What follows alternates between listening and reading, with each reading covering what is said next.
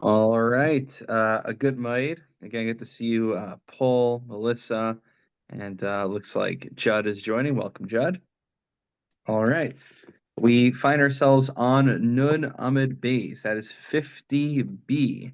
And this is great actually because in I think 2 weeks' time, we'll be up to the Gemara about which actually serves as probably the primary sugya for the notion of a mechitza in halacha. So this fits nicely with the Igros Moshe classes that I'm doing because the next one we're doing starting this Shabbos hopefully is artificial insemination. But then the following one will be about mechitzas. What they both have in common is that those were the two main issues that the Satmar Rebbe chose as cause célèbre to attempt to take down Rav Moshe Feinstein. So we'll be getting there soon. But in the meantime, we have a little bit more of a technical matter tonight. And we're talking about the playing of the flute. If you look, it's about a quarter way down in the Gemara. Tana Rabbanan, Hachalil doches haShabbos, Divrei Rabbi Yossi Bar Yehuda, v'Chachamim af yantif eno docha. So there's two opinions here in this brisa. One is that the playing of the flute supersedes even Shabbos, whereas the other opinion is that it does not supersede even Yantif. Amar Rav Yosef, machlokis b'shir shel karban. Now, this whole machlokis is not about the Simchas Beis HaShoeva. This is about actually the karban, an actual offering. When they would bring the offerings in the Beis HaMikdash, they would be accompanied with music as well. We assume the Levium, but there are other opinions as well. Rav Yossi Savar. So here's the breakdown.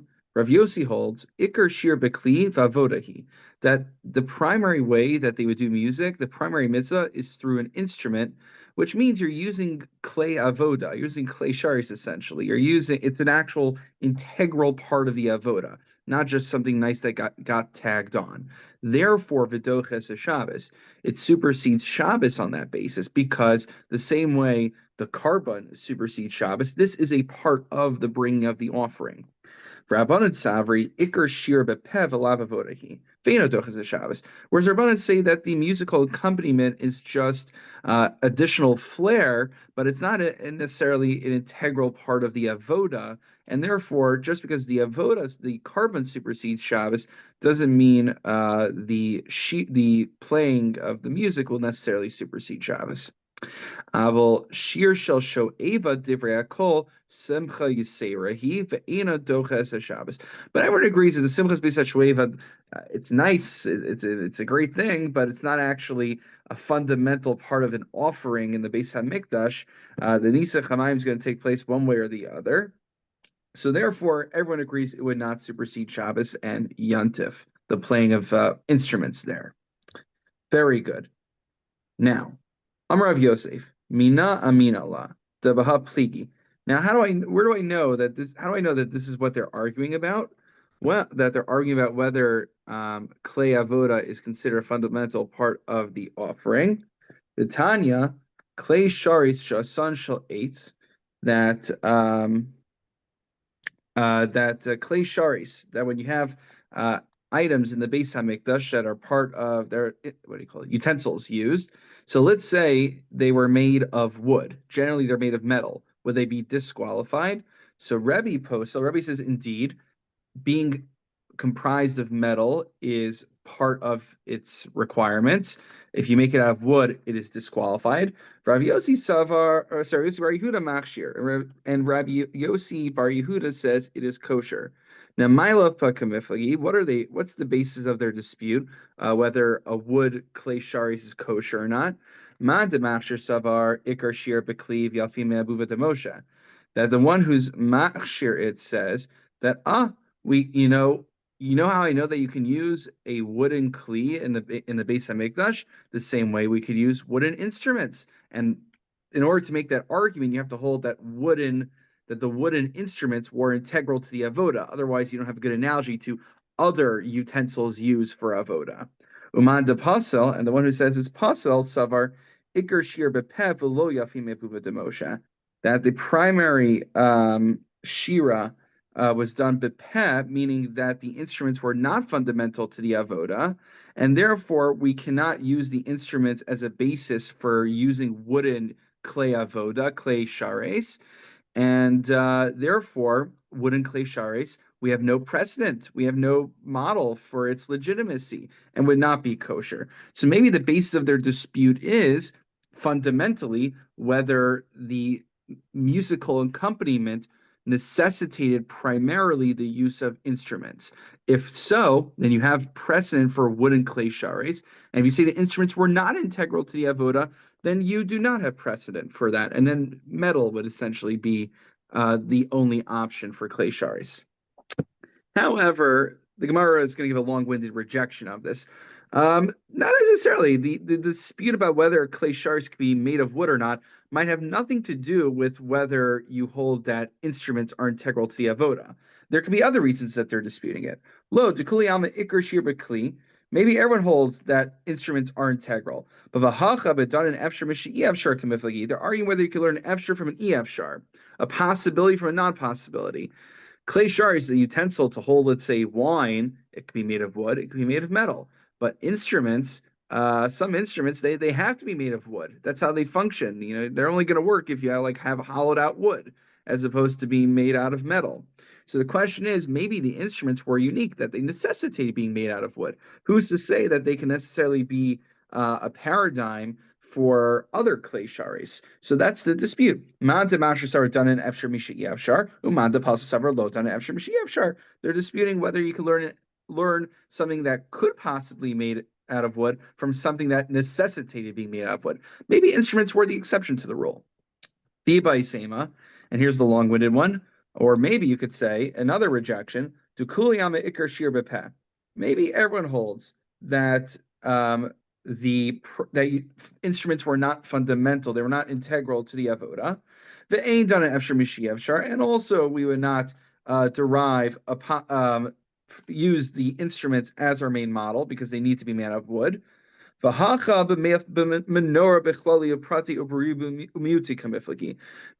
the whole dispute has nothing to do with whether we use instruments as our basis, but whether the menorah can serve as our basis.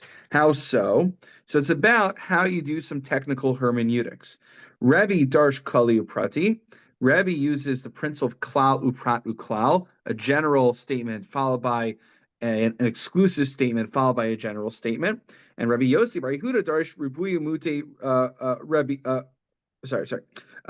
Ribuy Umute. So he does inclusions and exclusions. Now we'll break down what this means in a moment. Rabbi Darsh Kali Prati. So it says in a pasuk, Vasisa menorahs. So it says you shall make the menorah. That's a klal. That's a general statement. Zahav tahor. It says gold, pure gold. That's an exclusion.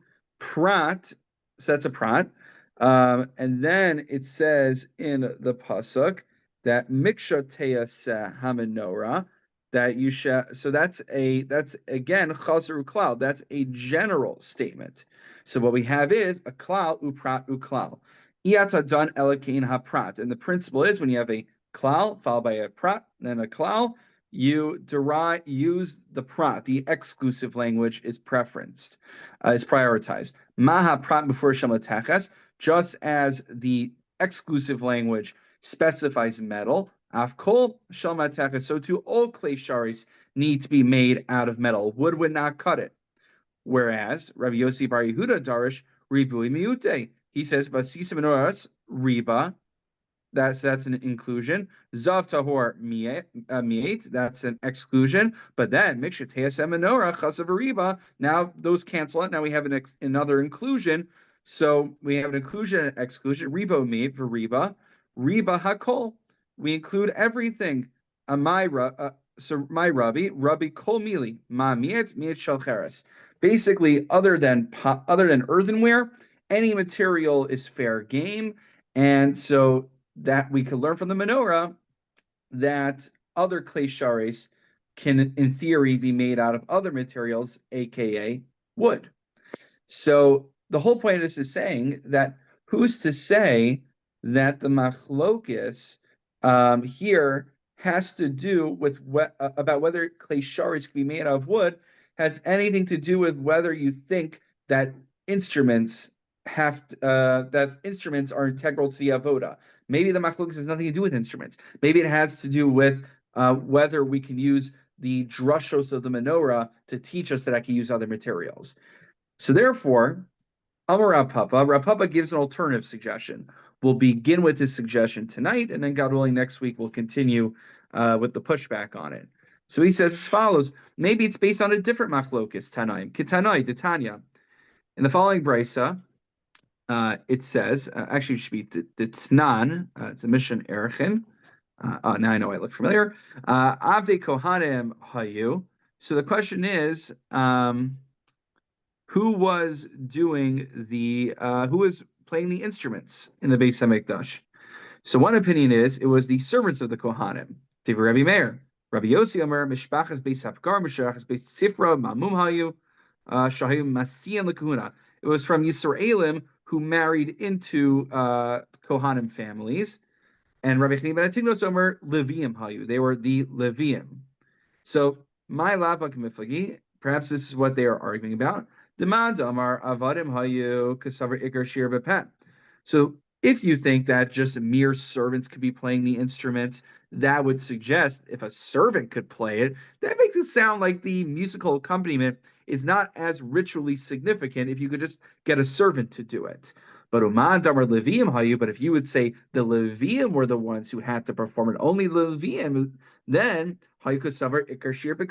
one would think that the instrumentation and the musical accompaniment is actually integral to the avoda.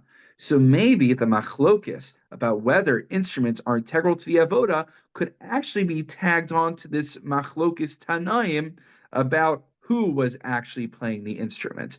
And if it was Levium playing the instruments, that would suggest it's integral to the avoda because you need to have Levite qualifications. But if just anybody can play the instrument, that would suggest that it's not as intrinsically important and integral to the avoda. However, the Gemara will push back on this, but God willing, we'll pick that up next week. So until then, wishing you all a good Moed and good Shabbos and final days of Pesach. All right. Take care, everyone.